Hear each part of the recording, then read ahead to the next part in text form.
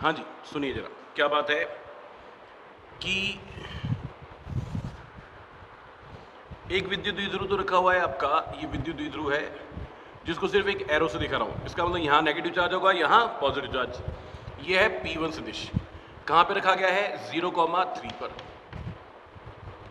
एक विद्युत द्विध्रुव रखा है यहाँ पे जिसका द्विध्रुव आघूर्ण है P2 सदिश। कितना, ये P1 सदिश बराबर था 2i कैप और ये है P2 सदिश बराबर 2j कैप। कहाँ पे रखा गया है 3,0 पे। और इन दोनों की वजह से मुझे परिणामी विद्युत क्षेत्र की तीव्रता ज्ञात करनी है इस बिंदु P पे, इस बिंदु A पे जिसके निर्देशांक है 3,3। ठीक है जी। पहली बात, इस विद्युत द्विध्रुव के लिए ये वाला बिंदु कहाँ पर है, इसकी अक्ष पर स्थित है। और अक्ष पर विद्युत क्षेत्र की तीव्रता कितनी होती है, द्विध्रुव आघूर्ण की दिशा में। तो इसको बोल रहा हूं विद्युत क्षेत्र की तीव्रता E1 बराबर 2kp1 सदिश अपॉन r1 क्यूब।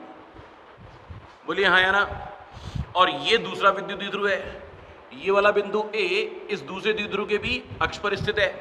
तो विद्युत क्षेत्र की तीव्रता द्विध्रुव आघूर्ण की दिशा में, तो जिसको बोलूंगा E2 सदिश बराबर 2kp सदिश अपॉन r2 क्यूब। बोलिए हाँ या ना। तो दो विद्युत क्षेत्र की तीव्रताएं परस्पर लंबवत है, राइट। अब इनके मान निकाल लेते हैं। E1 सदिश बराबर क्या लिखूंगा, मैं लिखूंगा 2k की वैल्यू 9 गुणा 10 की घात 9, P1 की value 2i cap upon r1, इससे दूरी कितनी है इसकी 3 मीटर, तो 3 मीटर का होल क्यूब। 9 गुण होता है 3 स्क्वायर और इसे 3 क्यूब को कैंसिल किया तो बचा 3, तो 2 इंटू 2 4, यानी कि E1 सदिश यानी कि 4/3 गुणा 10 की घात 9 आई कैप। इसी तरह से आप कैलकुलेट करोगे E2 सदिश, क्या लिखोगे पूरा 2k की वैल्यू 9 गुणा 10 की घात 9, P2 सदिश की वैल्यू 2j कैप और ये दूरी कितनी, ये भी 3 मीटर, तो 3 का होल क्यूब। ये 3 का स्क्वायर और ये 3 का होल क्यूब कट के बचा क्या 3, 2 गुणा 2 4/3 यानी कि E2 सदिश बराबर आपके पास हो गया कितना 4/3 गुणा 10 की घात 9 j कैप। बोलिए बात सही है। दोनों के परिमाण क्या आ रहे हैं, समान। दो विद्युत क्षेत्र है जिनके परिमाण समान है, तो इनकी विद्युत क्षेत्र की तीव्रता बिल्कुल बीच में होगी। और परिणामी तीव्रता को क्या कहोगे, √2 E1 कह सकते हो, क्योंकि दोनों परस्पर लंबवत है। तो परिणामी विद्युत क्षेत्र की तीव्रता बराबर √2 E1। √2 E1 की वैल्यू ये रही 4/3 गुणा 10 की घात 9। ये सुनो, मैं सिर्फ परिमाण की बात कर रहा हूं, यहाँ पे परिमाण लिखा आई कैप नहीं लिख रहा हूं, राइट। तो ये आपके पास आंसर हो गया परिणामी तीव्रता का। ये सुनो, बात क्लियर है। अगला क्वेश्चन,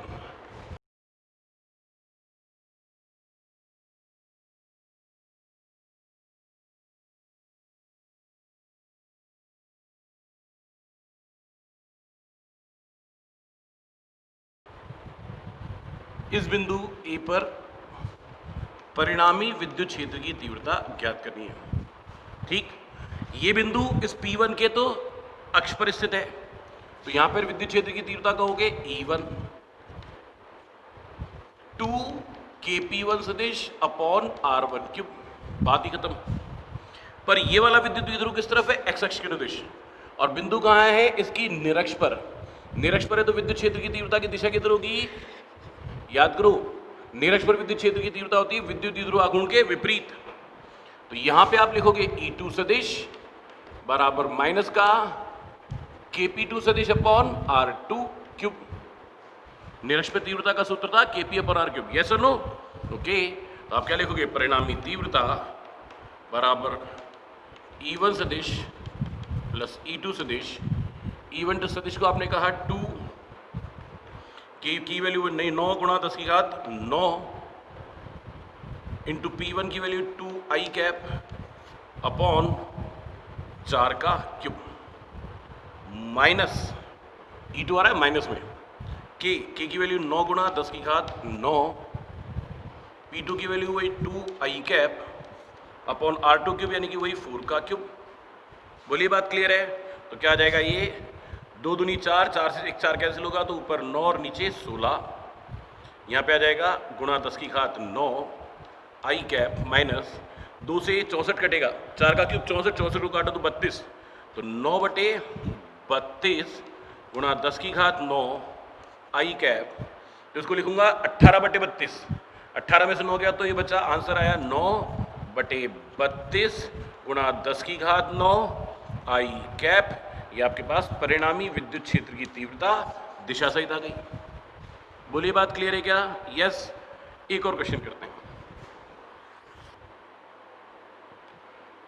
ये एक विद्युत द्विध्रुव है, P सदिश बराबर आई कैप प्लस √3 जे कैप, ठीक है जी। और इसके कारण मुझे यहां पे 3,0 पर विद्युत क्षेत्र की तीव्रता ज्ञात करनी है।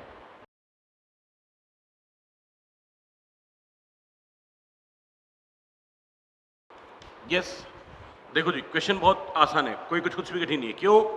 कि याद करो विद्युत द्विध्रुव के साथ थीटा कोण पर स्थित बिंदु जिसकी दूरी r हो, तो r तो यहाँ पे 3 मीटर आ ही रहा है, तो उस बिंदु पर तीव्रता ज्ञात करनी है। बोलिए बात क्लियर है? तो उसके लिए हम क्या करेंगे, एक तो डायरेक्ट सूत्र ही है, यस। या फिर क्या कर सकते हो, इस विद्युत द्विध्रुव आघूर्ण का एक इधर घटक ले लो, एक इधर घटक लो, दोनों के कारण तीव्रता निकाल के परिणामी निकाल लो। बोलो हाँ या ना, बात सही है? ओके। पहली बात, विद्युत क्षेत्र का परिमाण निकालो। अगर आपने विद्युत क्षेत्र का परिमाण निकालना है तो क्या लिखेंगे आप लिखेंगे KP upon R cube under root में 1 + 3 cos स्क्वायर थीटा, जिसके लिए थीटा की वैल्यू चाहिए। अच्छा जी, थीटा की वैल्यू कैसे निकालेंगे? देखो ये द्विध्रुव आघूर्ण है ना, तो मैं यहाँ पे लिख रहा हूं tan थीटा बराबर PY अपॉन PX। विद्युत द्विध्रुव आघूर्ण का y घटक बटे विद्युत द्विध्रुव आघूर्ण का x घटक। y घटक कितना दे रखा है? वो दे रखा है आपको √3 और x घटक कितना है 1, तो tan थीटा बराबर √3, तो थीटा बराबर आपके पास कितना आ रहा है 60 डिग्री। बस यहाँ पे 60 डिग्री लिख रखा है, बाकी मान लिखने हैं। अच्छा, इस विद्युत द्विध्रुव आघूर्ण का परिमाण कितना होगा? अंडर रूट में आई कैप का स्क्वायर, आई कैप के गुणक का स्क्वायर। आई कैप का गुणक कौन? 1, तो 1 का स्क्वायर। फिर जे कैप के गुणक का स्क्वायर यानी कि √3 का स्क्वायर। ये 3a + 1 यानी कि 4 का अंडर रूट कितना हो जाएगा 2। यस। तो आप क्या लिखेंगे? k की वैल्यू 9 × 10⁹, p की value 2 upon r cube 3 metre का होल क्यूब गुणा अंडर रूट में 1 + 3 cos 60। cos 60 की वैल्यू 1/2 और 1/2 का होल स्क्वायर 1/4, तो ये 3/4 + 1 यानी कि 7/4।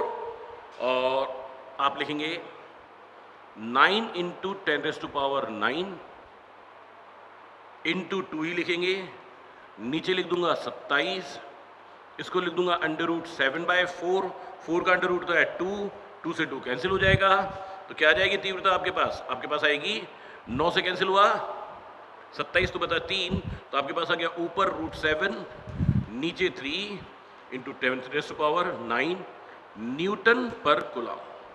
और दिशा भी साथ में निकालनी हो तो याद करो सूत्र था फाई बराबर theta plus tan inverse 1/2 tan theta. Right, सुनिए जरा, मैं यहां पे इसको ऐसे लिख सकता हूं, फाई बराबर थीटा की वैल्यू तो 60 डिग्री, 60 डिग्री को क्या लिखते हैं π/3 प्लस tan इनवर्स 1/2 tan 60 यानी कि π/3 और tan 60 यानी कि tan π/3 की वैल्यू √3, तो हो जाएगा √3/2, तो आंसर आएगा फाई बराबर π/3 प्लस tan इनवर्स √3/2। ये आपके पास आंसर हो जाएगा। बोलिए बात क्लियर है क्या? यस। ओके, पर मैं इस क्वेश्चन को एक बार दोबारा करूंगा। राइट, इस विद्युत द्विध्रुव आघूर्ण का इधर जो घटक होगा वो कितना हो जाएगा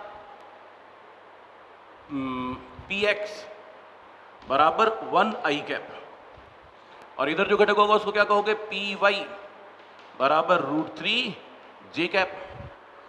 विद्युत द्विध्रुव आघूर्ण के दो घटक कर लिए, इस वाले घटक के कारण तो तीव्रता इधर ही होगी, जिसको मैं बोलता हूं E1, और इस वाले घटक के कारण तीव्रता किधर होगी, विद्युत द्विध्रुव आघूर्ण के विपरीत यानी कि इस तरफ, जिसको E2 बोल दूंगा। यस, वापस से बोलूं, सुनिए, ये x एक्सिस थी, तो इस तरफ विद्युत क्षेत्र की विद्युत द्विध्रुव आघूर्ण का घटक क्या था, px सदिश बराबर i कैप, और एक घटक विद्युत द्विध्रुव का इस तरफ होगा कितना, py बराबर √3 j कैप, है ना। और दोनों के कारण तीव्रता कहां निकालनी है, यहां पर, इस बिंदु पर, जो कि कितनी दूरी पर है, 3 मीटर दूरी पे, है ना। इस x विद्युत द्विध्रुव आघूर्ण के x घटक के कारण तीव्रता होगी इस तरफ, जिसको मैं बोल रहा हूं E1, और इस E1 की वैल्यू कितनी होगी, 2k px अपॉन r3, और इसके कारण की तीव्रता किधर होगी, इस तरफ विद्युत द्विध्रुव आघूर्ण के विपरीत दिशा में, इसको बोलूंगा E2 सदिश kpy अपॉन r3। निरक्ष पर क्या होता, इसके तो निरक्ष पर है ना ये बिंदु, निरक्ष पर तीव्रता क्या होती है, kp अपॉन r3। यस, बस हो गया काम खत्म, सॉल्व कर लो। E1 का परिमाण, E1 का जो परिमाण आ रहा है, सिर्फ परिमाण, चलो पूरा दिशा सहित लिख सकते हैं क्या, 2k की वैल्यू 9 × 10⁹, px की वैल्यू 1 अपॉन r1 क्यूब यानी कि 3 का क्यूब इंटू आई कैप, कितना हो जाएगा जी, 9 से 3 का क्यूब 27 का 3, तो ये तो आ गया 2/3 इंटू 10⁹ आई कैप न्यूटन पर कूलम। यस, और ये y घटक जो आएगा वो कितना आएगा, E2 सदिश बराबर k की वैल्यू तो वही 9 × 10⁹ इंटू py की वैल्यू √3 अपॉन r³ यानी कि 3 का क्यूब इंटू माइनस का j कैप, इंटू माइनस का j कैप। बोलिए बात क्लियर है, ओके। 9 कौन होता है, 3 का स्क्वायर है, 3 के क्यूब कैंसिल किया 3, तो √3 अपॉन 3, तो मैं इसको लिख रहा हूं √3 upon 3 into 10⁹ into minus j cap, तो माइनस पहले लगा देता हूं और साथ में j कैप, आंसर आया किसमें, न्यूटन पर कूलम में। यस, तो विद्युत क्षेत्र की तीव्रता को आप ऐसे लिख सकते हैं, विद्युत क्षेत्र की तीव्रता का x घटक और ये y घटक बाय 3 इंटू 10⁹, बाय 3 इंटू 10⁹, ये तो कॉमन आ रहा है, तो मैं क्या लिख रहा हूं, 10⁹ अपॉन 3, अंदर लिखा जाएगा 2i कैप माइनस, यहां पे लिखा जाएगा √3 j कैप। बोलिए सही है। और परिमाण निकालना चाहें तो i के गुणक का स्क्वायर प्लस j के गुणक का स्क्वायर, 2 का स्क्वायर 4 और j का स्क्वायर, j के गुणक का स्क्वायर √3 का स्क्वायर 3, 4 + 3 √7, वही आंसर आ जाएगा √7 वाला। बोलो हाँ या ना, बात क्लियर है क्या, ओके। हाँ जी, हमें बात करनी है यहां पर विद्युत विभव के बारे में। विद्युत विभव मतलब इलेक्ट्रिक पोटेंशियल के बारे में, राइट। और साथ साथ इसके साथ साथ बात करेंगे हम विद्युत विभवांतर,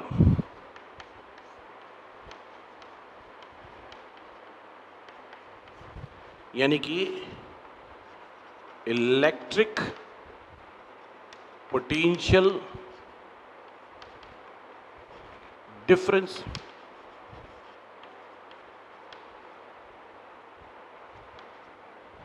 राइट। बट विद्युत विभव और विद्युत विभवांतर को समझने के लिए पहले हमें समझनी पड़ेगी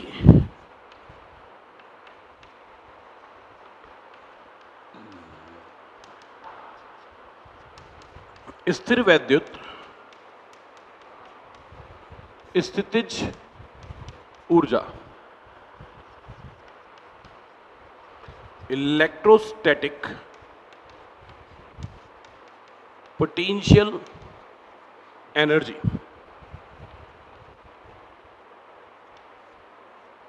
राइट। और इलेक्ट्रोस्टैटिक पोटेंशियल एनर्जी को समझने के लिए पहले हम बात करेंगे किसकी, स्थितिज ऊर्जा की, यानी कि पोटेंशियल एनर्जी के बारे में। और पोटेंशियल एनर्जी की बात करूं उससे पहले मेरे को समझना पड़ेगा क्या, ऊर्जा। यानी कि एनर्जी। और ऊर्जा के बारे में बचपन से लेकर आज तक आप क्या समझते आए हैं? कार्य करने की क्षमता को ऊर्जा कहते हैं। जब भी आपने एनर्जी के बारे में पढ़ा है तो क्या, ऊर्जा के बारे में पढ़ा है तो क्या पढ़ा है? कार्य करने की क्षमता को ऊर्जा कहते हैं, है ना? पर किसी भी वस्तु में वो कार्य करने की क्षमता आई कहां से? मैं यहां पे अगर किसी वस्तु के पास कुछ ऊर्जा है तो मैं उससे थोड़े से पहले की बात कर रहा हूं। आप साइकिल भी चला रहे हैं और आपकी साइकिल चल रही है, तो आपकी साइकिल में क्या है? आप और आपकी साइकिल एक ही निकाय है। आप और आपकी साइकिल के पूरे निकाय में कुछ गतिज ऊर्जा है कि नहीं है? गतिज ऊर्जा है। और ये गतिज ऊर्जा आई कहां से? क्योंकि गतिज ऊर्जा प्राप्त करने के लिए आपने साइकिल के पेडल मारे। पेडल मारने में आपने क्या किया? कुछ कार्य किया। यस। और जो कार्य आपने पेडल मारने में किया वो उसकी किस में बदला? गतिज ऊर्जा में। हाँ या ना? यानी कि अगर कुछ ऊर्जा है, अगर उस साइकिल निकाय में कुछ ऊर्जा है तो उस साइकिल निकाय पे कभी ना कभी कोई ना कोई कार्य पहले किया गया है, राइट? एक वस्तु को मैं उठाकर यहां तक लाया और यहां लाने के बाद मैंने इसको छोड़ दिया। अगर इसको छोड़ दूं तो ये कहां जाएगी? नीचे, अपने आप नीचे चली जाएगी। क्यों? ये मत कहो गुरुत्वाकर्षण के कारण, गुरुत्वाकर्षण बल है। मैं यहां पे बात कर रहा हूं ऊर्जाओं के बारे में। तो जब मैं नीचे से इसको ऊपर लाया तो मैंने कुछ कार्य किया, और जितना कार्य मैंने किया वो इसकी किस में बदल गया? गुरुत्वीय स्थिति ऊर्जा में। और जैसे इसको मैंने छोड़ा तो अपनी स्थिति ऊर्जा के कारण ये नीचे चली गई। यानी कि क्या किया मैंने? स्थिति में परिवर्तन के लिए कुछ कार्य किया, इस वस्तु की स्थिति में परिवर्तन के लिए कुछ कार्य किया, और वो कार्य इस वस्तु की स्थिति ऊर्जा में बदल गया। बोलो हाँ या ना? यस। ओके। आपने वो चाबी वाला खिलौना देखा होगा? यस। चाबी वाले खिलौने में अगर आप चाबी भर रहे हैं, राइट, चाबी भरेंगे तो क्या करेंगे? चाबी भरने के लिए आपको करना पड़ेगा कार्य। यस। आप उसको कुछ बलागुण लगाकर घूर्णन कराएंगे। यस। तो आप कुछ करेंगे कार्य, और वो कार्य किसमें बदलेगा? उस खिलौने की गतिज ऊर्जा में। खिलौना चल पड़ेगा। ये सुनो, पहले चाबी नहीं भरी थी तब उसको रख दो तो चलता था क्या? नहीं। क्यों? क्योंकि उस पर कार्य नहीं किया गया था। कार्य नहीं किया गया था तो उसके पास गतिज ऊर्जा नहीं थी। गतिज ऊर्जा नहीं थी तो वो गति नहीं कर रहा था। बोलो हाँ या ना? यानी कि आपने जो कार्य किया वो कार्य किसमें बदला? उस खिलौने की गतिज ऊर्जा में। और उससे पहले भी कुछ हुआ। आपने उस खिलौने की चाबी भरी और चाबी भर के चाबी को पकड़े रखा, तो कार्य आप कर चुके। खिलौने को आपने छोड़ा नहीं तो गतिज ऊर्जा तो मिली नहीं। फिर ये कार्य कहाँ गया? इस समय तक ये कार्य, उसका खिलौने के अंदर एक स्प्रिंग लगी हुई है, आपने चाबी भर के क्या किया? उस स्प्रिंग को टाइट कर दिया, तो उस स्प्रिंग की स्थिति ऊर्जा में बदल गया। यस। क्योंकि आपने स्प्रिंग की ज्यामिति परिवर्तित कर दिया, ये कह ले कि उसका अभिविन्यास परिवर्तित कर दिया। तो स्प्रिंग के अभिविन्यास को परिवर्तित करने में किया गया कार्य किसमें बदला? स्प्रिंग की स्थिति ऊर्जा में। और जब आप उसको छोड़ देंगे तो वो किसमें बदल जाएगा? खिलौने की गतिज ऊर्जा में। हाँ या ना? चलो, धनुष बाण चलाए होंगे। धनुष पे आपने एक तीर लगाया और तीर लगा के जोर से खींचा। तीर कहां पे लगाया? धनुष के धागे पर, और धागे को जोर से खींचा। जोर मतलब बल, खींचा मतलब विस्थापन। यानी कि आपने बल लगाकर विस्थापन दिया तो क्या किया? आपने कुछ कार्य किया। और कार्य करने में आपने क्या कार्य किया तो क्या हुआ? जैसे आप इस तीर को छोड़ेंगे तो तीर कुछ गतिज ऊर्जा के साथ आगे निकल जाएगा। यानी कि जो आपने कार्य किया वो किस को मिला? तीर को गतिज ऊर्जा के रूप में प्राप्त हुआ। हाँ या ना? परंतु आपने तीर लगाया धनुष पे और जोर से खींचा। खींचा मतलब कार्य कर चुके, पर तीर को छोड़ा नहीं। तो अभी वो ऊर्जा कहां है? जो आपने कार्य किया वो ऊर्जा के रूप में संचित हुआ होगा, पर वो ऊर्जा कहां है? वो ऊर्जा है धनुष की स्थिति ऊर्जा में। आपने क्या किया? धनुष को, जब धागे को खींचा तो धनुष को मोड़ दिया। धनुष को मोड़ दिया मतलब धनुष का अभिविन्यास परिवर्तित कर दिया, और धनुष का अभिविन्यास परिवर्तित करने में आपने कुछ कार्य किया। यानी कि ये ऊर्जा धनुष की स्थिति ऊर्जा के रूप में संचित हो गया। और जब आप तीर छोड़ोगे तो धनुष की स्थिति ऊर्जा किसको मिलेगी? तीर को गतिज ऊर्जा के रूप में। ये सुनो, इन सारे एग्जाम्पल्स में क्या देखा कि यदि कहीं किसी कण में ऊर्जा देखने को मिल रही है, किसी निकाय में ऊर्जा देखने को मिल रही है, तो उस निकाय पर कभी ना कभी कोई ना कोई कार्य अवश्य किया गया है। यानी कि मैं ये समझा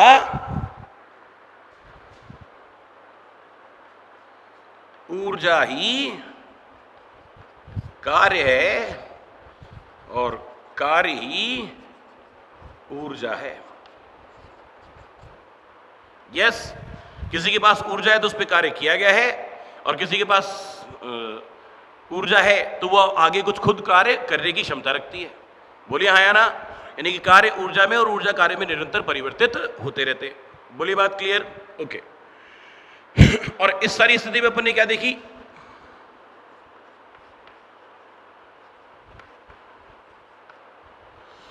इलेक्ट्रोस्टैटिक पोटेंशियल एनर्जी का तो पता नहीं, पर स्थितिज ऊर्जा के बारे में बात जरूर हो गई इस समय पे। क्या सीखा स्थितिज ऊर्जा के लिए? किसी वस्तु की स्थिति परिवर्तित करने के लिए या अभिविन्यास परिवर्तित करने के लिए। हमने धनुष को भी मोड़ा था ना? हाँ, तो धनुष को मोड़ने में क्या किया था? धनुष का अभिविन्यास परिवर्तित किया था। खिलौने में, खिलो के अंदर एक स्प्रिंग लगी हुई थी, उसके क्या किया था? अभिविन्यास परिवर्तित किया था। तो किसी वस्तु की स्थिति अथवा अभिविन्यास परिवर्तित करने पर, या किसी वस्तु की स्थिति और अभिविन्यास परिवर्तित करने के लिए उस वस्तु या निकाय पर किया गया कार्य उस वस्तु और निकाय की स्थितिज ऊर्जा के रूप में संचित होता है। हाँ या ना? तो मैं ये बात लिख देता हूं स्थितिज ऊर्जा के लिए। क्या?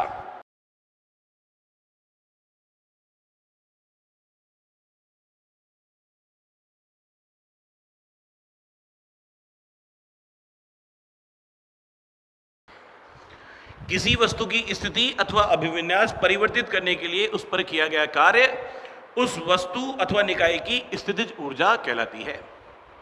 बोली बात क्लियर है? एक बात। दूसरी बात, अब हमें बात करनी है यहां पर क्या? स्थिर वैद्युत स्थितिज ऊर्जा यानी कि इलेक्ट्रोस्टैटिक पोटेंशियल एनर्जी के बारे में। ठीक है जी? देखो जी, हमें बात करनी है स्थिर वैद्युत स्थितिज ऊर्जा के बारे में। और स्थिर वैद्युत स्थितिज ऊर्जा के से पहले हमें स्थिर ऊर्जा ढंग से समझ में आ गया। स्थिर ऊर्जा क्या है? दुनिया में किसी भी प्रकार की ऊर्जा, मतलब ऊर्जा उसमें उत्पन्न करनी है तो उस पर कोई ना कोई कार्य करना है। कार्य करोगे तो उसमें ऊर्जा उत्पन्न होगी। और स्थिर ऊर्जा के लिए हमने क्या सीखा था? कि वस्तु की स्थिति में परिवर्तन करने के लिए किया गया कार्य या अभिविन्यास परिवर्तन करने के लिए किया गया कार्य। हाँ या ना? ओके। अब यहाँ पे स्थिर वैद्युत स्थिर ऊर्जा की बात हो रही है तो यानी कि आवेश के बारे में बात हो रही है। एक आवेश के विद्युत क्षेत्र में दूसरे आवेश को अनंत से किसी बिंदु तक लाने के लिए किया गया कार्य। एक आवेश के विद्युत क्षेत्र में किसी दूसरे आवेश की स्थिति परिवर्तित कर रहा हूं, तो एक आवेश के विद्युत क्षेत्र में किसी अन्य आवेश को अनंत से किसी बिंदु तक लाने के लिए किया गया कार्य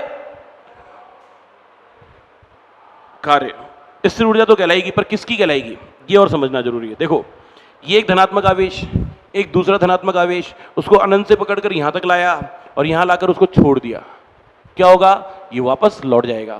क्यों लौट जाएगा? ये उसको प्रतिकर्षित कर रहा है तो उधर चला जाएगा। क्यों लौट जाएगा? क्योंकि उसको लाने में मैंने कार्य किया है, तो वो कार्य इसकी स्थिर ऊर्जा में बदल गया। जैसे ही छोड़ूंगा तो ये अपने आप गति करने लगेगा, इसकी स्थिर ऊर्जा गति ऊर्जा में बदलने लगेगी। हाँ या ना? एक बात। दूसरी बात, एक आवेश के विद्युत क्षेत्र में दूसरे आवेश को अनंत से किसी बिंदु तक लाकर इसको छोड़ दिया, क्या होगा? ये भी तो उससे क्या हो रहा है? प्रतिकर्षित हो रहा है, तो ये गति कर जाएगा। कि सर आप इसको लाए थे अनंत से यहां तक, तो इसकी ऊर्जा होनी चाहिए। ना ना ना ना, ये इन दोनों आवेशों के निकाय की ऊर्जा है, राइट? तो एक आवेश को अनंत से यहां तक लाया और इसको छोड़ दिया तो ये चला जाएगा, क्योंकि इसके पास भी वही स्थिर ऊर्जा है, स्थिर वैद्युत स्थिर ऊर्जा, राइट? फिर से सुनो, एक धनात्मक आवेश के विद्युत क्षेत्र में दूसरे धनात्मक आवेश को अनंत से यहां तक लाया और दोनों को छोड़ दिया, तो दोनों गति कर जाएंगे। इसका क्या मतलब हुआ? मतलब सीधी सीधी बात है कि यानी कि ये जो ऊर्जा है, ये जो स्थिर ऊर्जा है, ये दोनों के निकाय की स्थिर ऊर्जा है। यानी कि फिर से बोलूं, किसी आवेश के विद्युत क्षेत्र में किसी अन्य आवेश को अनंत से किसी बिंदु तक लाने के लिए किया गया कार्य उन दोनों आवेशों के निकाय की स्थिर वैद्युत स्थितिज ऊर्जा कहलाती है। ये सुनो, मैं लिख देता हूं।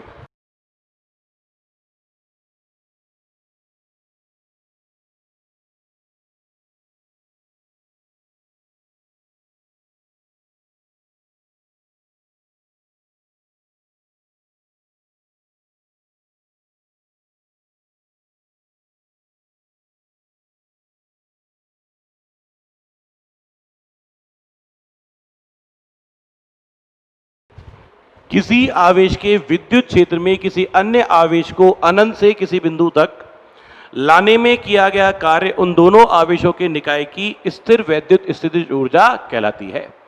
बोलिए ये बात क्लियर है? ओके, अब बात को समझो। ये एक धनात्मक आवेश है Q1। इस आवेश के विद्युत क्षेत्र में R दूरी पर एक अन्य आवेश Q2 को अनंत से पकड़कर यहां तक ले आया। Q1 के विद्युत क्षेत्र में Q2 को अनंत से यहां तक लेके आया हूं। तो मुझे इसके लिए स्थिर ऊर्जा का मान ज्ञात करना है। इन दोनों आवेशों के निकाय की विद्युत स्थिर ऊर्जा ज्ञात करनी है। कैसे? सुनो जी, क्या लिखूंगा मैं लिखूंगा स्थिर वैद्युत स्थिर ऊर्जा बराबर माइनस में किया गया कार्य बराबर माइनस में F dr या F सदिश डॉट dr सदिश, ऐसा लिख सकते हैं। मैंने लिखा स्थितिज ऊर्जा बराबर माइनस में, हाँ जी, इस आवेश के विद्युत क्षेत्र में इस पे बल कहां लगेगा? विपरीत दिशा में। पर मैं कहां लेके आऊंगा? इस दिशा में। तो मैंने विस्थापन किधर दिया? इस दिशा में। बल भी किधर लगाना पड़ेगा? इस दिशा में। इस आवेश द्वारा इस पर लगने वाले बल के विपरीत दिशा में लेके आ रहा हूं, तो मुझे बल कहां लगाना पड़ेगा? इस तरफ। और विस्थापन भी किधर होगा? इस तरफ। तो मैं बाह्य बल द्वारा किया गया कार्य की बात कर रहा हूं, हाँ या ना? तो मैं क्या लिखूंगा? बल F dr इंटू कॉस 0। तो स्थितिज ऊर्जा बराबर माइनस में, हाँ जी, F की value K Q1 Q2 upon R square into dr। कहां से ला रहा हूं? अनंत दूरी से। कहां तक ला रहा हूं? R दूरी तक। तो स्थितिज ऊर्जा बराबर क्या लिखा जाएगा? K constant, Q constant, Q2 constant, minus है ही, अंदर कौन बचा? 1 upon R square into dr अनंत से R तक। हाँ जी, ये सुनो, क्या लिखूं? स्थिर वैद्युत स्थितिज ऊर्जा बराबर माइनस का K Q1 Q2, इसको क्या लिखेंगे? समाकलन R की पावर -2 इंटू dr अनंत से R तक। यस, अब सुनिए, इसका समाकलन क्या होता है? R की पावर -2 का समाकलन R की पावर -2 + 1 यानी कि R की पावर -1 बटा -1 यानी कि माइनस का 1/r हो जाएगा। R की पावर -1 थी ना? यस। तो कहां से आएगा? अनंत से R तक। U बराबर माइनस का K Q1 Q2 माइनस का 1/r माइनस में माइनस का 1 बटा अनंत, ये मैंने लिमिट्स रख दी, माइनस माइनस प्लस 1 बटा अनंत यानी 0, ये तो 0 हो गया, माइनस माइनस प्लस। तो स्थिर वैद्युत स्थिर ऊर्जा दो धनात्मक आवेशों के निकाय की कितनी हो गई? K Q1 Q2 upon R। बोलिए ये बात क्लियर है? ये किसके लिए आई? दो समान प्रकृति के आवेशों का युग्म यानी कि निकाय।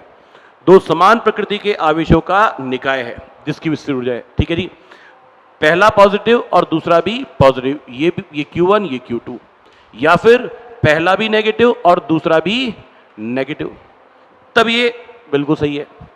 परंतु एक धनात्मक होता और एक ऋणात्मक होता। ये Q1 बेचारा धनात्मक और इसके विद्युत क्षेत्र में लाया मैं ऋणात्मक आवेश को, ये Q2, और इनके मध्य की दूरी R। ठीक है जी, इन दोनों के निकाय के लिए अब आप बताओ जी, इस आवेश के विद्युत क्षेत्र में इसको मुझे लाना पड़ेगा कि खुद आना चाह रहा है? ये तो खुद ही आना चाह रहा है, और इसके आकर्षण बल से आएगा तो त्वरित होते हुए आ रहेगा। तो मुझे क्या करना है? मुझे तो बस वहां से यहां तक लाना है, त्वरित नहीं होने देना है, वेग में परिवर्तित नहीं होना है, गति ऊर्जा में परिवर्तन नहीं होना है। तो क्या करूं?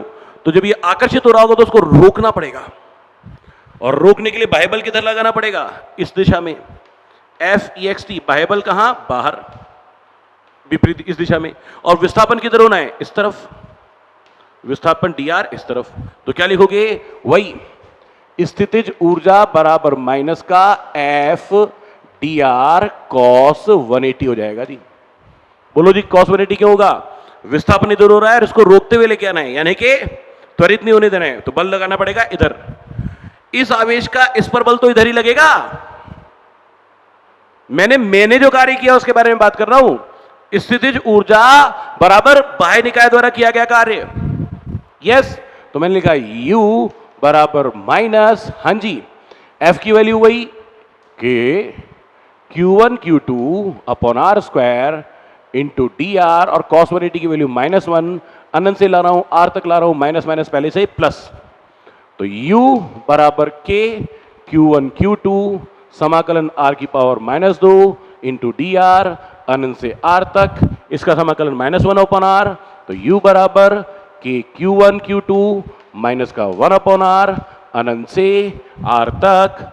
तो स्थिर ऊर्जा बराबर के Q1 Q2, लिमिट रख दी तो ये आंसर, चलो यहां रखते हैं माइनस का 1 अपॉन r, माइनस में माइनस का 1 बटे अनंत, ये 0, तो आंसर आ गया। स्थिर ऊर्जा आपके पास आ गई माइनस में के Q1 Q2 अपॉन r।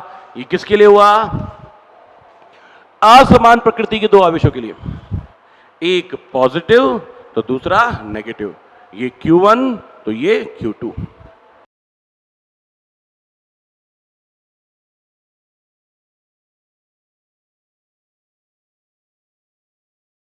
विपरीत प्रकृति के आवेशों के युग्म के लिए स्थितिज ऊर्जा, राइट? बोलो यहां तक की बात क्लियर है? ओके, देखो जी, अपन ने अभी तक क्या सीखा? दो समान प्रकृति के आवेश हैं, यानी कि दोनों धनात्मक हैं या दोनों ऋणात्मक हैं, तो उन दोनों आवेशों के निकाय की स्थिर ऊर्जा क्या लिखेंगे? के Q1 Q2 अपॉन आर।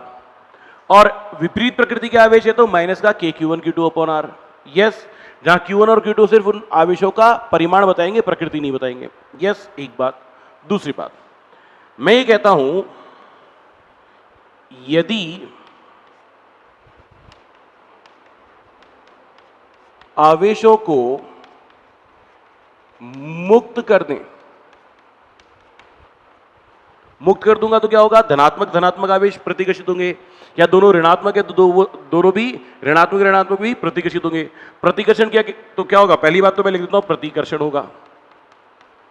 और प्रतिकर्षण के कारण क्या होगा? दूरी, यानी कि स्मॉल आर की वैल्यू क्या होगी? बढ़ेगी। और स्मॉल आर की वैल्यू बढ़ेगी तो स्थितिज ऊर्जा यानी कि के Q1 Q2 अपॉन आर की वैल्यू घटेगी। यही हम जानते हैं कि कोई भी वस्तु अपने आप उस दिशा में गति करेगी जिस दिशा में जाने पर स्थितिज ऊर्जा घटती हो।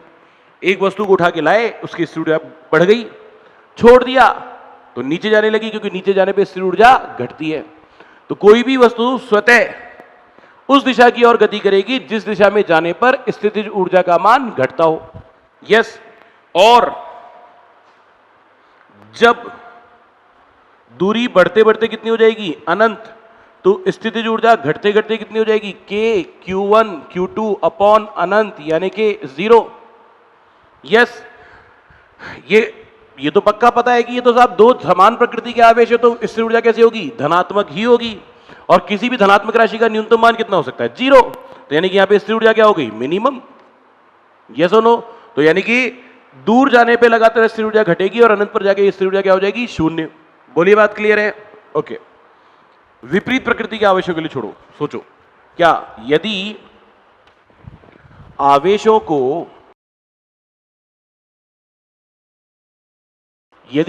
को मुक्त कर दिया जाए, ठीक है जी, मुक्त कर देंगे तो क्या होगा? ओहो, एक धनात्मक और एक ऋणात्मक विपरीत प्रकृति, तो क्या होगा? आकर्षण होगा। पहली बात क्या होगा? आकर्षण। आकर्षण के कारण दूरी यानी कि स्मॉल आर घटेगी। दूरी घटेगी तो के Q1 Q2 अपॉन आर की वैल्यू बढ़ेगी। देखो जी, ये वाला मान बढ़ेगा, ये साथ में लगा हुआ है ऋणात्मक चिन्ह। -5 बड़ा होता है कि -10 छोटा होता है?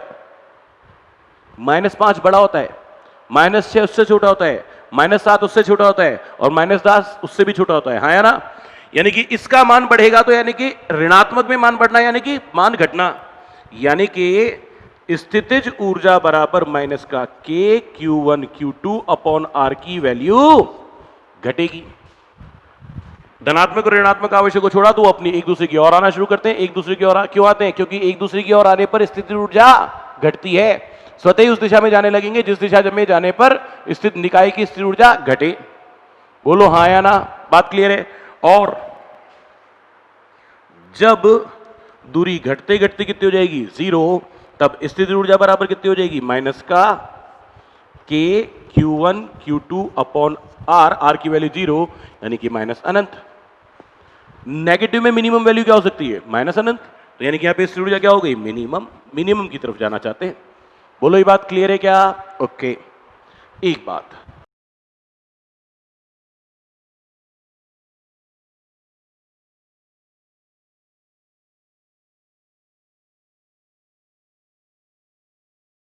दो से अधिक आवेशों के निकाय की स्थितिज ऊर्जा। देखो जी, एक आवेश Q1, एक और आवेश Q2, एक आवेश Q3, एक और आवेश Q4, और इनके मध्य की दूरियां, Q1 और Q2 के मध्य की दूरी को बोल रहा हूं R12, 2-3 के मध्य की दूरी बोल रहा हूं R23, 3-4 के मध्य की दूरी को R34, और 4-1 के मध्य की दूरी को R41। इन दोनों आवेशों के मध्य की दूरी को R24, और इन दोनों के मध्य की दूरी को R13। यस, मैं क्या कहता हूं, अगर दो से अधिक आवेश हैं तो दो दो आवेशों के जितने भी युग्म बनते हो, दो दो आवेशों के जितने भी युग्म बनते हो, प्रत्येक युग्म की स्थिर ऊर्जा ज्ञात करो और सबको जोड़ दो तो पूरे निकाय की कुल स्थिर ऊर्जा आ जाएगी। क्या क्या कहा मैंने?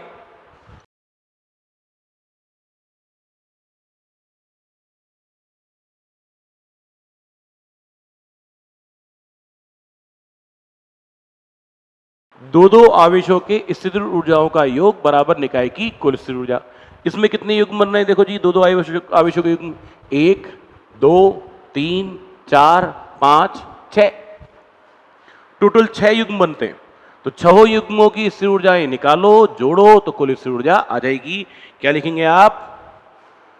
पहले इन दोनों के लिए के Q1 Q2 upon R12, plus इन दोनों के युग्म के लिए के Q2 Q3 upon R23, plus के इन दोनों के युग्म के लिए Q3 Q4 upon R34, plus इन दोनों के युग्म के लिए के Q4 Q1 अपॉन R41, फिर इन दोनों आवेशों का युग्म के Q1 Q2 Q4 upon R24, और फिर इन दोनों का युग्म के लिए के Q1 Q3 अपॉन R13।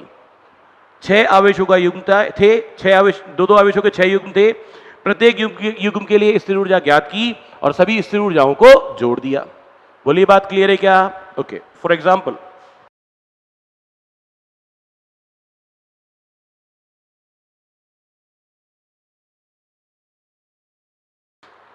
एक 3 आवेश स्मॉल q किसी समबाहु त्रिभुज के 3 कोनों पर रखें।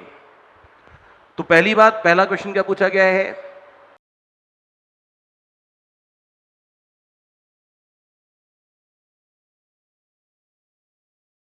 निकाय की कुल स्थिर वैद्युत स्थिति ऊर्जा ज्ञात करो। और एक बात और पूछिए,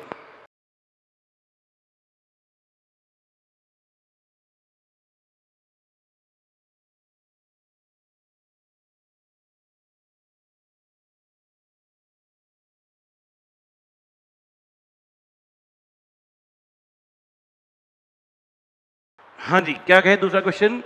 सभी आवेशों को इस प्रकार निकट लाया जाता है कि किन्हीं दो आवेशों के मध्य दूरी a/2 है, यानी कि सारे आवेश a/2 दूरी पर आ जाए। तो उसके लिए किए गए कार्य का मान ज्ञात करना है। ठीक है जी, ओके। अब कैसे करें? पहले तो निकाल लिए निकाय की कुल स्थिर ऊर्जा। नाम दे दूं? चलो जी, इसका नाम 1, इसका नाम 2, इसका नाम 3। इन दोनों की निकाय की स्थिर ऊर्जा KQQ अपॉन A। इन दोनों की निकाय की स्थिर ऊर्जा KQQ अपॉन A। इन दोनों के लिए भी KQQ अपॉन A। तो निकाय की कुल स्थिर ऊर्जा, कुल प्रारंभिक स्थिर ऊर्जा K, पहले के लिए Q, दूसरे के लिए भी Q, अपॉन ए, और तीनों के लिए इतनी है तो गुणा 3, तो कुल प्रारंभिक स्थिर ऊर्जा हो जाएगी 3k⁴/a। बोलिए बात क्लियर है क्या?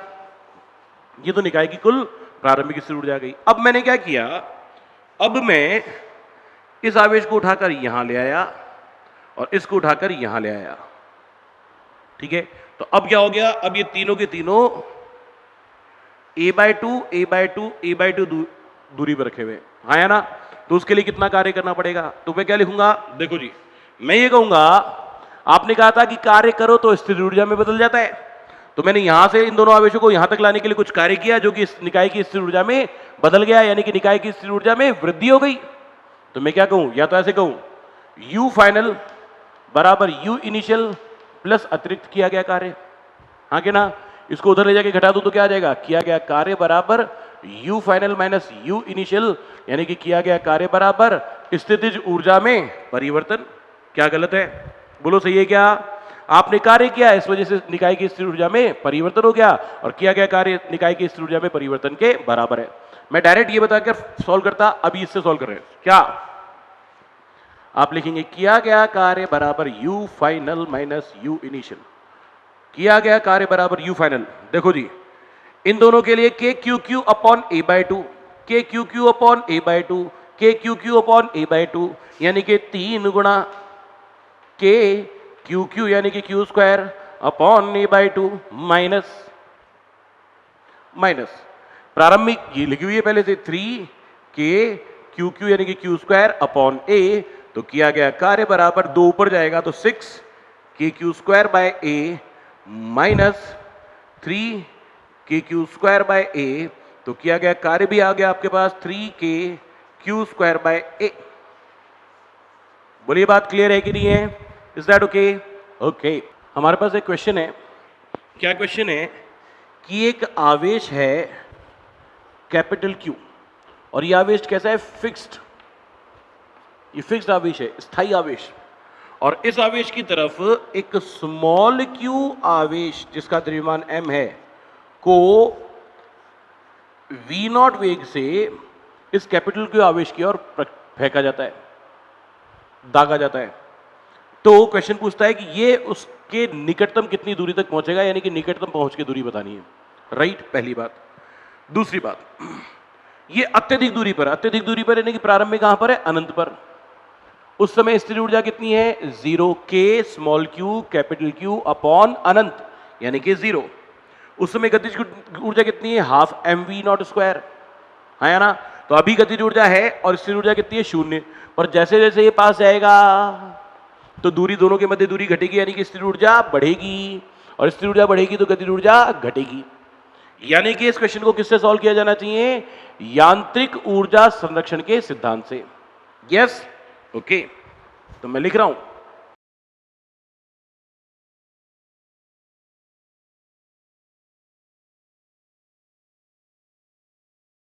यांत्रिक ऊर्जा संरक्षण सिद्धांत से क्या लिख सकता हूं, मैं लिख सकता हूं potential energy initially plus kinetic energy initially बराबर potential energy finally plus kinetic energy finally. प्रारंभिक स्थिर ऊर्जा प्लस प्रारंभिक गतिज ऊर्जा बराबर अंतिम स्थिर ऊर्जा प्लस अंतिम गतिज ऊर्जा, निकाय की कुल यांत्रिक ऊर्जा संरक्षित रहेगी, राइट? फिर से सुनो, ये उसको प्रतिकर्षित करेगा पर उस पर प्रभाव नहीं पड़ेगा, वो फिक्स्ड है। वो इसको प्रतिकर्षित करेगा, तो दोनों एक दूसरे को प्रतिकर्षित करेंगे, यानी कि अंतःक्रिया बल लग रहे हैं। इस पे कहीं बाहर से कोई बल लग रहा है क्या? नहीं। यस, तो बाहर से बल नहीं लग रहा, तो निकाय की कुल यांत्रिक ऊर्जा क्या रहेगी, संरक्षित रहेगी। बोलिए बात क्लियर है क्या? ओके। दूसरी बात, कोई ऐसा कह सकता है कि सर इसने उसको प्रतिकर्षित किया तो उसको रोके रखने के लिए भी तो कोई बल लग रहा होगा, जहां उसको फिक्स किया वो जगह उस पर बल लगा रही होगी, मान लिया। तो इस पे क्या हो रहा है, इस पे बल लग रहा है, आवेश का इस आवेश पर बल, और आवेशों के मध्य लगने वाला बल कैसा होता है, स्थिर वैद्युत बल।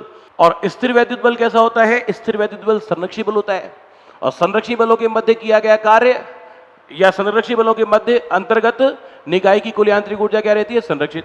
तो यांत्रिक ऊर्जा संरक्षण तो तब भी लागू होगा, हाँ के ना? एक बात। अब इससे आगे चले, प्रारंभिक स्थिर ऊर्जा लिख रहा हूं कि क्यू कैपिटल क्यू अपॉन अनंत, अनंत दूरी पे थे। प्रारंभिक स्थिर ऊर्जा लिख रहा हूं half small M V nought square बराबर अंतिम स्थिर ऊर्जा कब, जब ये आवेश यहां पे आ गया और इनके मध्य दूरी कितनी है, आर नॉट है। तो स्थिर ऊर्जा कितनी हो जाएगी, स्थिर ऊर्जा आपके पास हो जाएगी K Q Q upon R nought, और वहां पर आने के बाद ये क्या हो जाएगा, रुक जाएगा और अब यहां से वापस लौटेगा। ये प्रतिकर्षित हो रहा है, इस पे बल का लग रहा है इस दिशा में, वो आवेश इसको प्रतिकर्षित कर रहा है, वेग किधर है, इधर, वेग इधर बल इधर, तो अवमंदित होते होते होते होते जहां रुक जाएगा वहां से वापस लौटेगा। जहां से ये लौटना शुरू करेगा बस वही दूरी क्या है, निकटतम पहुंच की दूरी, मिनिमम दूरी, हाँ या ना, बस। तो अंत में गति ऊर्जा कितनी हो जाएगी, 0। तो मेरे पास क्या आ गया, मेरे पास आ गया half M V nought square बराबर K small Q capital Q upon R nought. मुझे तो आर नॉट ही निकालना है, न्यूनतम पहुंच की दूरी, तो आंसर आएगा K Q Q upon half M V nought square. ऐसे भी लिख सकता हूं, या आर नॉट बराबर K Q Q upon kinetic energy initially, और प्रारंभिक गति ऊर्जा को के नॉट लिख रहा हूं, ऐसा भी लिख सकता हूं। बोलिए बात क्लियर है क्या, यानी कि प्रारंभिक वेग ना दे रखा हो, ये कहता हूं ई ऊर्जा के साथ दागा गया, तो यहां पे ई लिख देना, बात खत्म। बोलिए बात क्लियर है, ओके। अगला क्वेश्चन क्या कहता है, ये स्मॉल क्यू आवेश है, ये कैपिटल क्यू आवेश है, डी दूरी पर रखे हुए हैं, अभी स्थिर हैं, और दोनों आवेशों को गति के लिए मुक्त कर दिया जाता है। तो दोनों प्रतिकर्षण के प्रभाव में एक दूसरे से दूर जाएंगे, दोनों एक दूसरे से दूर जाएंगे, तो इसका भी वेग, अच्छा दोनों में प्रतिकर्षण बल लग रहा है, इस पे बल इस तरफ, इस पे बल इस तरफ, तो दोनों उधर जाएंगे भी और साथ साथ उनका वेग भी बढ़ेगा। यस, तो जब इनके मध्य दूरी 2d हो जाएगी तब इनके प्रत्येक का वेग क्या होगा ये बताना है, राइट। सुनिए जी, पहली बात, इसने उस पे बल लगाया, उसने इस पे बल लगाया, दोनों ने एक दूसरे पे अंतः क्रिया बल लगाया, और अंतः क्रिया बल जो होते हैं वो बाह्य बल नहीं होते, और बाह्य बल कार्यरत ना हो तो, अच्छा दूसरी बात, दोनों एक दूसरे पे क्या लगा रहे हैं, स्थिर वैद्युत बल। स्थिर वैद्युत बल कैसे होते हैं, संरक्षी बल होते हैं, और संरक्षी बलों के अंतर्गत किया गया कार्य नहीं, संरक्षी बलों के अंतर्गत निकाय की कुल यांत्रिक ऊर्जा क्या रहती है, संरक्षित रहती है। जैसे जैसे ये दूर जाएंगे, दूर जाने पे स्थिति ऊर्जा तो घटेगी और दोनों की गति ऊर्जा बढ़ेगी। बोलो बात सही है, तो लगेगा क्या, यांत्रिक ऊर्जा संरक्षण द्वारा, हाँ जी क्या लिखूंगा, काइनेटिक एनर्जी प्रारंभिक प्लस पोटेंशियल एनर्जी प्रारंभिक बराबर काइनेटिक एनर्जी अंतिम प्लस पोटेंशियल एनर्जी अंतिम। प्रारंभिक गति ऊर्जा कितनी है, 0, दोनों के दोनों स्थिर थे। प्रारंभ में स्थिर ऊर्जा कितनी है, के छोटा क्यू मोटा Q upon small D. Yes, अंतिम गति ऊर्जा कितनी होगी, ओहो ये कोई यहां पहुंच चुका, ये कहीं यहां पहुंच चुका, इसकी चाल v2, इसकी चाल v1, तो इसकी गति ऊर्जा 1/2 mv1 स्क्वायर, उसकी गति ऊर्जा 1/2 कैपिटल M v2 स्क्वायर, और अंतिम स्थिर ऊर्जा जब दोनों के मध्य दूरी कितनी हो गई बढ़कर 2d, तो क्या लिखोगे, k Q Q upon 2d। Yes, solve तो करेंगे, ये के क्यू क्यू अपॉन डी, ये के क्यू क्यू अपॉन 2d, इसको उठा के इधर ले आए तो क्या हो जाएगा, K Q Q upon D minus K Q Q upon 2d equals to half छोटा m v1 square plus half मोटा m v2 स्क्वायर। ये तो बचेगा कौन, के क्यू क्यू अपॉन 2d, इसको समीकरण नंबर 1 बोल देता हूं। और समस्या ये है कि मैं अब आंसर तब तक सॉल्व नहीं कर सकता जब तक कि v1 और v2 का संबंध ना निकले। दोनों एक दूसरे पे बल लगा रहे हैं, पहला दूसरे पे बल लगाता है, दूसरा पहले पे बल लगाता है, और जब दोनों एक दूसरे पर बल लगाएंगे तो ये बल क्या कहलाएंगे, अंतः क्रिया बल। और अंतः क्रिया बलों के जब लगते हैं तो यहां पे कोई बाह्य बल तो लग ही नहीं रहा है, बाह्य बल नहीं लगेगा तो संवेग संरक्षित रहेगा। मैं क्या कह रहा हूं, F EXT यानी कि एक्सटर्नल फोर्स, बाह्य बल कितना, शून्य। तो संवेग क्या रहेगा, संवेग रहेगा संरक्षित। निकाय का कुल संवेग क्या रहेगा, संरक्षित। संरक्षित का मतलब प्रारंभिक संवेग बराबर अंतिम संवेग। यस, प्रारंभिक संवेग दोनों का शून्य, पहला भी स्थिर दूसरा भी स्थिर।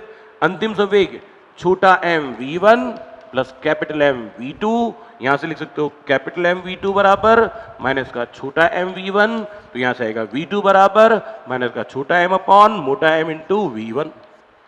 संवेग संरक्षण से v2 का मान आ गया v1 के रूप में, राइट है। यहां वैल्यू लिखो, हाफ छोटा m v1 square plus half मोटा m v2 square. v2 square को क्या लिखूंगा, small m upon capital M into v1 का होल स्क्वायर। पहली बात तो ये कि यहां पे v2 का मान ऋणात्मक भी लिखता तो वर्ग है तो पॉजिटिव हो ही जाता, पर मैंने जानबूझ के पॉजिटिव भी लिखा है क्योंकि मुझे चाल लिखनी। गतिज ऊर्जा में क्या होती है, गतिज ऊर्जा कैसी राशि है, अदिश, और अदिश राशि में जो वेग लिखा जाता है वेग का स्क्वायर, वो वेग क्या होती है, चाल होती है वास्तव में, हाँ या ना। तो परिमाण ही लिखना है। चलिए जी अब आगे सॉल्व करें इसको। देखो जी इधर तो लिखा ही है K Q Q upon two D, इन दोनों में से जो कॉमन आता है वो कॉमन ले लूं, हाफ कॉमन आ रहा है। स्मॉल m यहां भी है, स्मॉल m का स्क्वायर यहां पे भी है तो एक स्मॉल m भी कॉमन आ जाएगा। v1 स्क्वायर यहां भी है और v1 का होल स्क्वायर यहां भी है तो v1 स्क्वायर भी कॉमन आ जाएगा। बचेगा कौन, यहां बचेगा सिर्फ एक। यहां पे m स्क्वायर था, m स्क्वायर में से एक m ले गया बाहर तो बचा कौन, स्मॉल m। v1 स्क्वायर चला ही गया कॉमन। यहां पे था कैपिटल M स्क्वायर, यहां एक कैपिटल M है, दोनों कटे तो नीचे आएगा कैपिटल M। बोलो हाँ के ना। ये 2 से तो 2 कट जाएगा। आपको निकालना है चाल v1 तो m को नीचे लाना पड़ेगा तो k क्यू क्यू, ये वाला स्मॉल m नीचे ले आऊं, रहने दो जी। स्मॉल m v1 स्क्वायर, यहां पे पहले एलसीएम ले लो, एक कैपिटल M एलसीएम लिया तो आएगा capital M plus small m। अब निकालो v1 का स्क्वायर बराबर k Q Q upon D तो था ही, m और आ गया, m भी आ गया और ये भी आ गया, small m plus capital M भी आ गया और साथ में d तो यहां पे था ही। ये कैपिटल M जो था ये उधर चला जाएगा तो ऊपर जाएगा कैपिटल M। ये v1 स्क्वायर की वैल्यू हो गई। तो चाल v1 कितनी हो जाएगी जी, v1 बराबर अंडर रूट में k Q Q into capital M upon small m into small m plus capital M into D. ये आ गई चाल v1। दूसरे की चाल निकालना चाहोगे तो क्या लिखोगे, v2 बराबर small m upon capital M into v1, small m upon capital M under root v1 का मान k Q Q capital M upon small m into small m plus capital M का ब्रैकेट इंटू स्मॉल d। इन दोनों को अंदर ले जाओ तो ये अंदर जाके हो जाएगा m स्क्वायर, एक m स्क्वायर से एक m कट जाएगा। ये भी अंदर जाएगा तो कैपिटल M स्क्वायर, एक कैपिटल M स्क्वायर से एक कैपिटल M कट जाएगा तो आंसर आएगा v2 equals to k Q Q. अब आ जाएगा स्मॉल m अपॉन यहाँ capital M into small m plus capital M into small d का अंडर रूट, ये आ जाएगी दूसरे वाले कण की चाल। बोलिए बात क्लियर है। पहली बात, ये बात कब लागू हुई, जब दोनों के मध्य दूरी क्या थी, 2d।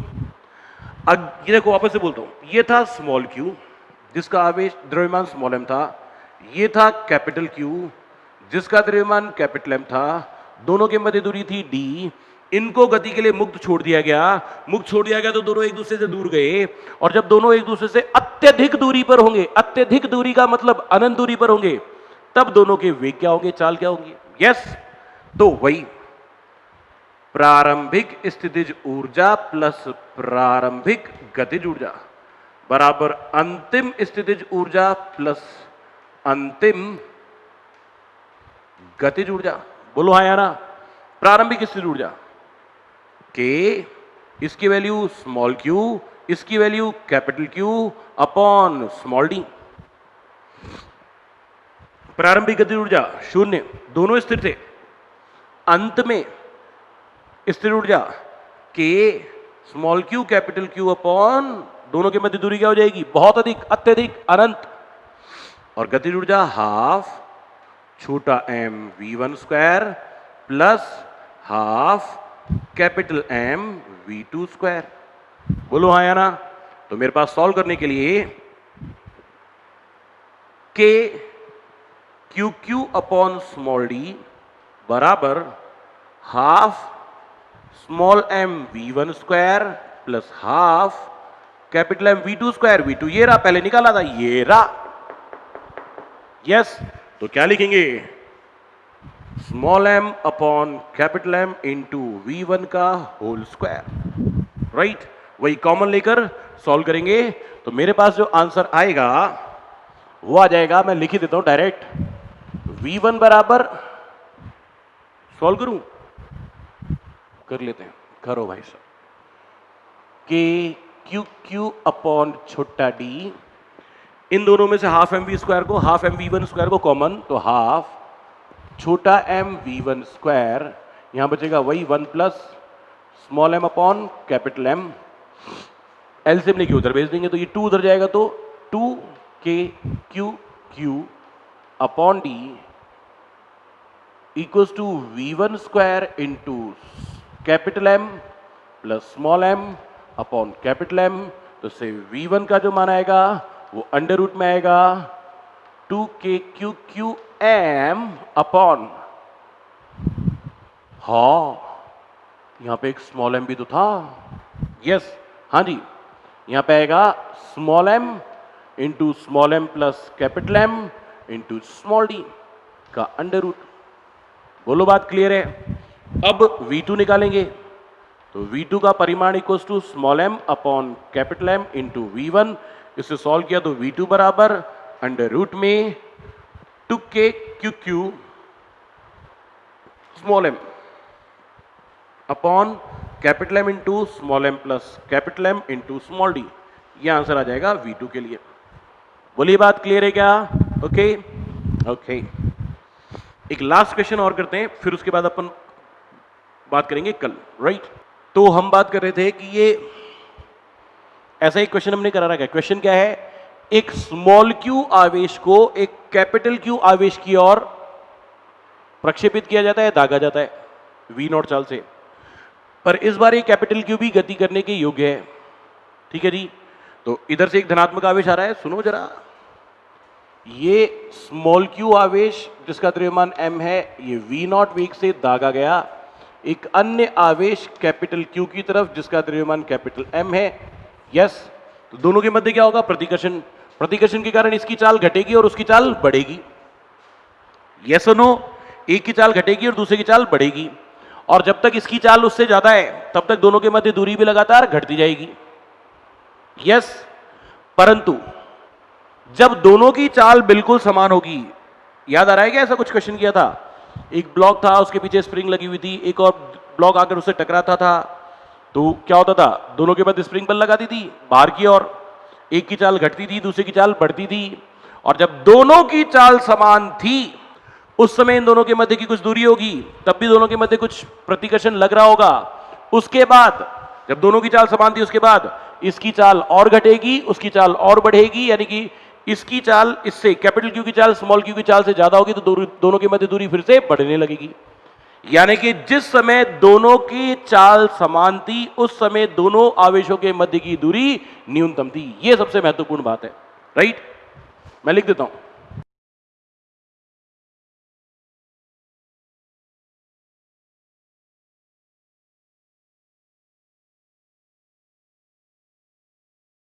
जब दोनों आवेशों की चाल समान होगी तब दोनों के मध्य दूरी न्यूनतम होगी।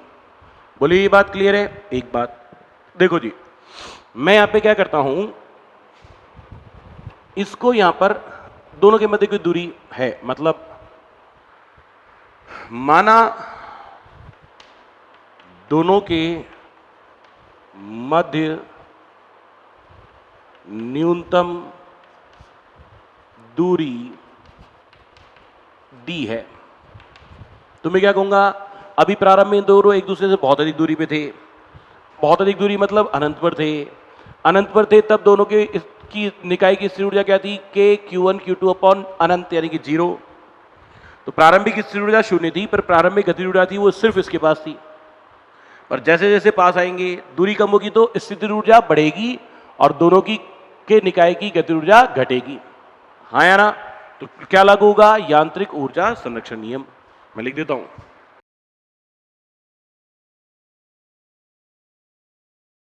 Kinetic energy initially plus potential energy initially बराबर kinetic energy finally plus potential energy finally. हाँ के ना? इनिशियल काइनेटिक एनर्जी वो सिर्फ और सिर्फ किसके पास है?